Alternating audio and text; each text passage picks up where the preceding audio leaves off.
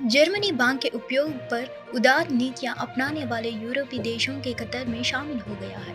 हाल ही में जर्मनी ने विपक्षी दलों और चिकित्सा संघों के कड़े विरोध के बावजूद भांग के नियंत्रित खेती और सीमित व्यक्तिगत उपयोग को मंजूरी दे दी है।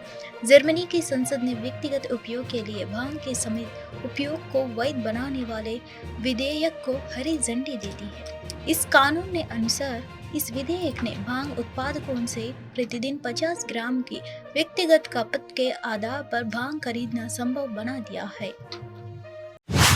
देश के कसगंज जिले में भीषण सड़क हादसा हो गया। आज सुबह करीब 10 बजे एटा के कसा पूर्व गांव से गंगा स्नान करने जा रहे ग्रामीणों का ट्रैक्टर अनियंत्रित होकर बंदायू हाईवे पर तालाब में जा गिरा।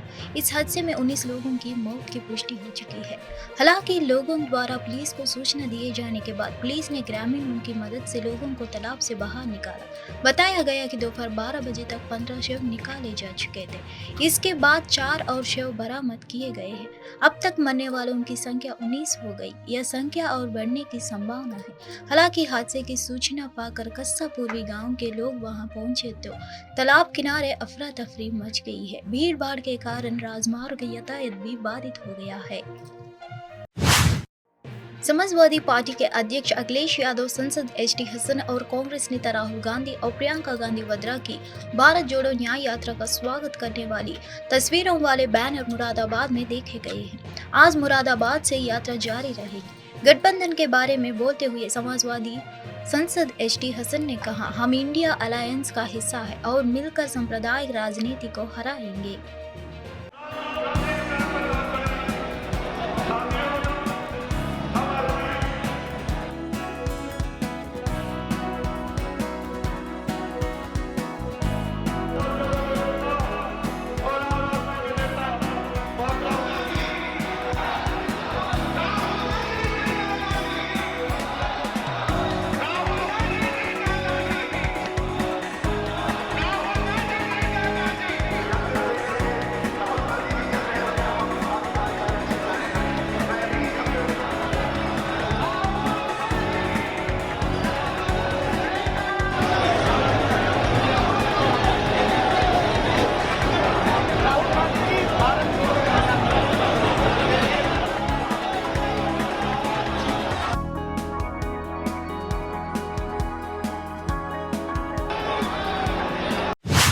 पर्यटन को बढ़ावा देने के लिए आगरा में 23 फरवरी से हॉट एयर बैलून सफारी शुरू की गई थी। यही गतिविधि आगरा में आयोजित ताज महोत्सव कार्यक्रम में शामिल की गई थी। हॉट एयर बैलून में एक बार कुल 6 लोग सफर कर सकेंगे। हॉट एयर बैलून सफारी के लिए टिकट का किराया 13,500 रुपये प्लस टैक्स प्रति व्यक्ति रखा गया है। पर्यटकों को ताजमहल समेत आगरा का उल्टा नजारा दिखाएगा।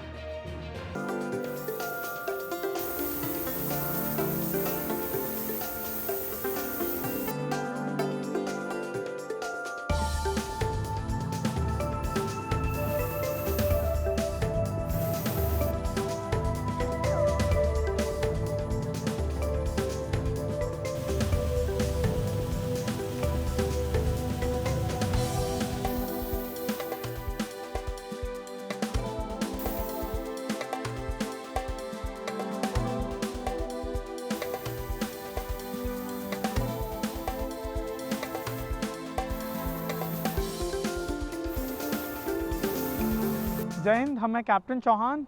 आप सभी का हम स्वागत करते हैं यूपी और आगरा सरकार द्वारा लाए गए हॉट एयर बलून सफारी का। तो हम आप सबसे अनुरोध करते हैं कि इस हॉट एयर बलून का लाभ लीजिए। ये one of the unique activity है। ये 100% सेफ़ है और हिंदुस्तान में हमारी कंपनी है स्काईवर्ल्ड्स हॉट एयर बलून सफारी, जो DGCA से इस चीज़ को उड़ाने के लिए एलिजिबल है। मिनिस्ट्री ऑफ सिविल एविएशन से रजिस्टर्ड है। ताज महोत्सव पहली बार शुरुआत की होटल में जी। तो ताज महोत्सव लेके क्या कहना चाहेंगे? ताज महोत्सव को लेकर बहुत ही उत्साह है और ताज महोत्सव के लिए हमारा जो प्रशासन है उनका हम शुक्रगुजार हैं। हम उनका धन्यवाद करना चाहते हैं कि उन्होंने बड़ी मेहनत से, कष्ट से इन सभी चीज़ों को अरेंज किया और हम उनको। शनिवार को दिल्ली के भारत मंडपम में आयोजित एक कार्यक्रम में सहकारी क्षेत्र में कई प्रमुख पहलों की शुरुआत की। प्रधानमंत्री ने इस क्षेत्र में महिला सशक्तिकरण की दिशा में उठाए गए कदमों पर भी जोर दिया। आज देश में भी डेयरी और कृषि क्षेत्र में किसान सहकारी समितियों से जुड़े हैं। इनमें करोड़ों महिलाएं भी हैं। महिलाओं की इसी क्षमता को देखकर हुए सरकार ने भी उन्हें सहयोग से जुड़ी नीतियां में प्राथमिकता दी है। पीएम मोदी ने कहा, हाल ही में multi state cooperative society act में सुधार लाए गए हैं।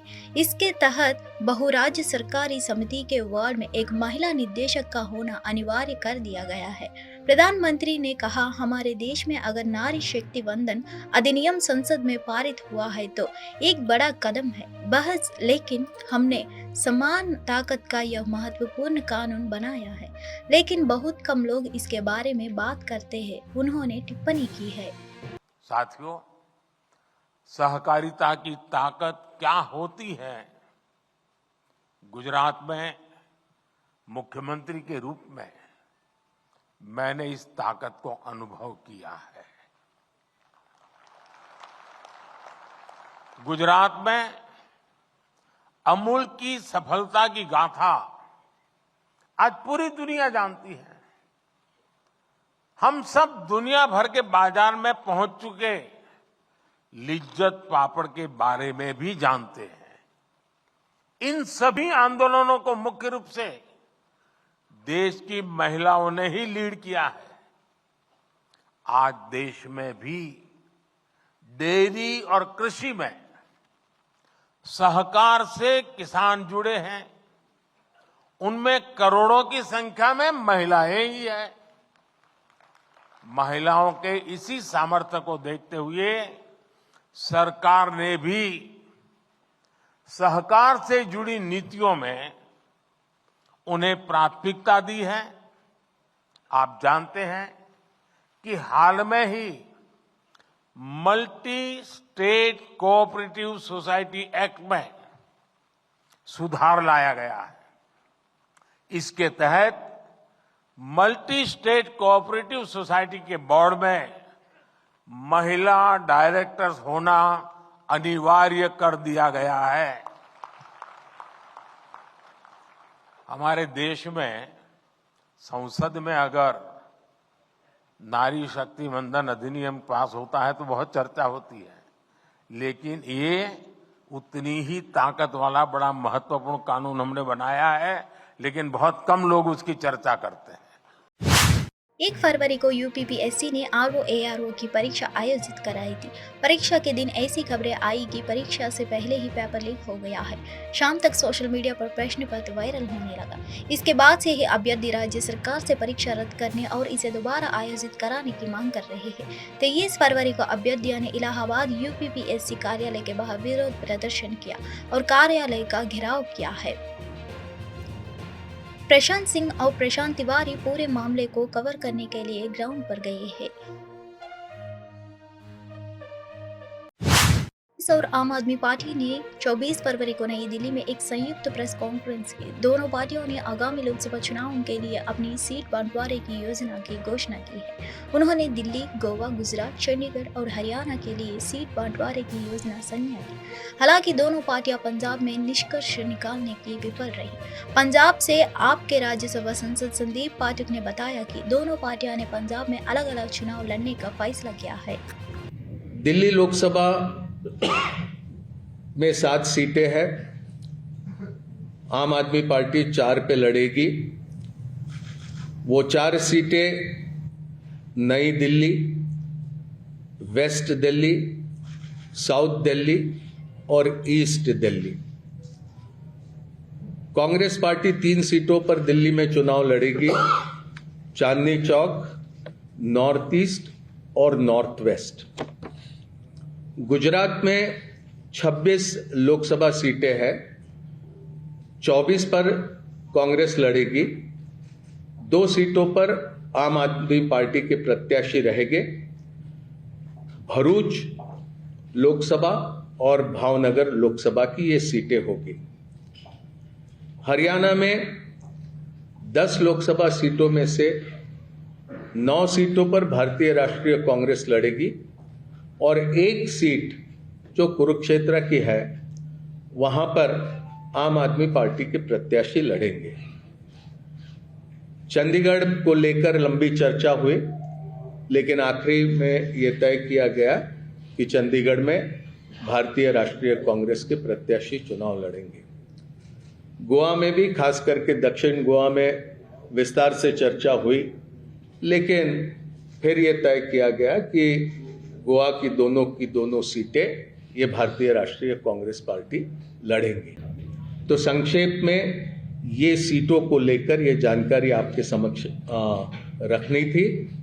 ये संभव है, दो अलग अलग राजनीतिक दल हम होने की वजह से अलग अलग चुनाव चिन्हों पर हम ये चुनाव लड़ेंगे, लेकिन हमारी जिम्मेदारी रहेगी कि दिल्ली में कांग्रेस पार्टी 3 पर प्रत्याशी रखने के बाद भी 7 पर हम किस तरह से कामयाब हो सकते हैं, उस दिशा में हमारा प्रयास रहेगा और हमारे तमाम कार्यकर्ता और नेता उस दिशा में प्रयास करेंगे। और इसी तरह की स्थिति सभी राज्यों में हम दोनों दलों के बीच में ही नहीं, तो इंडिया गठबंधन में जितने भी राजनीतिक दल है वो सभी तालमेल के साथ काम करते हुए अधिक से अधिक प्रत्याशियों को कामयाब करने की दिशा में प्रयास करेंगे। 23 फरवरी को सुंदरबन फॉरेस्ट कोस्ट गार्ड ने 5 बांग्लादेशी मछुआरे को गिरफ्तार किया था। उन पर सुंदरबन में भारत बांग्लादेश की अंतर्राष्ट्रीय सीमा पर अवैध रूप से मछली पकड़ने का आरोप था। तट रक्षकों ने उनके कब्जे से 5 क्विंटल गिटार फिश, 1 स्टिंगरे और 1 मछली पकड़ने वाली नाव बरामद की है।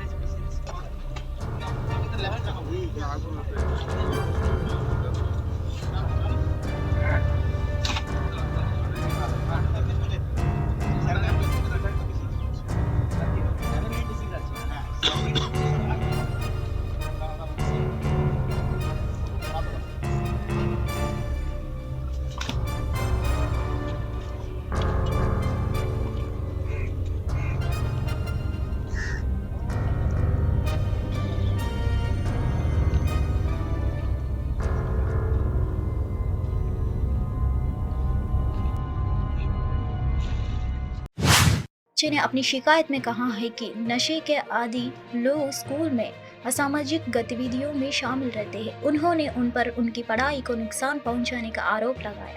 हाईकोर्ट ने याचिका पर सुनवाई की और उत्तर प्रदेश सरकार से 3 हफ्ते में जवाब देने को कहा है। वहीं कानपुर के एक स्कूल में LKG में पढ़ने वाले 5 साल के बच्चे अदर्व ने अपने परिवार वालों की मदद से यूपी हाईकोर्ट में यह शिकायत दर्ज कराई है। पुलिस भर्ती परीक्षा को रद्द कर दिया गया है। इसी महीने की 17 और 18 तारीख को इसका आयोजन किया गया था।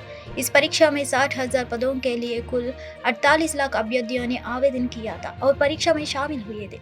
मिल रही जानकारी के अनुसार यूपी सरकार ने इस परीक्षा को इस वजह से रद्द किया है क्योंकि बीते कुछ समय से परीक्षा का पेपर लीक होने जैसी कई सूचनाएं बाहर आ रही थी। इस पूरे मामले की जाँच के लिए यूपी सरकार ने एक विशेष टीम गठित की है।